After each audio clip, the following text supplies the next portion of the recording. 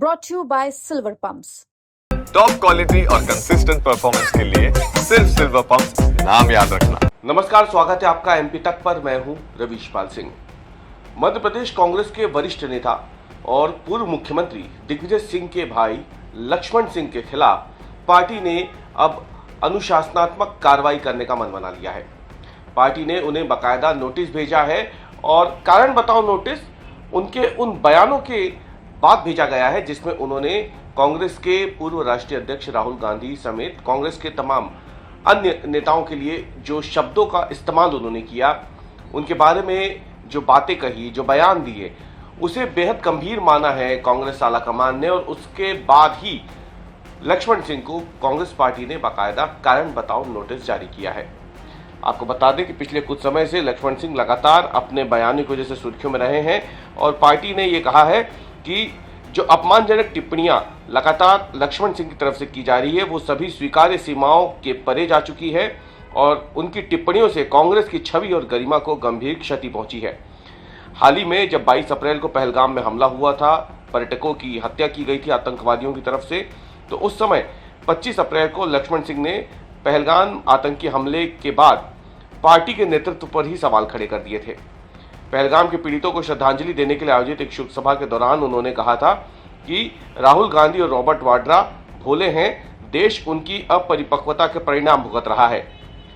Party की अनुशासनात्मक कार्रवाई समिति के सदस्य सचिव जो हैं तारिक अनवर, 9 मई को उन्होंने ये नोटिस जारी किया है और उसमें कहा है कि आपके बार बार सार्वजनिक बयानों के बारे में मध्य प्रदेश कांग्रेस प्रमुख जीतू पटवारी और अखिल भारतीय कांग्रेस कमेटी के महासचिव प्रभारी हरीश चौधरी से शिकायत प्राप्त हुई है, जिससे कांग्रेस की छवि और गरिमा को गंभीर नुकसान पहुंचा है।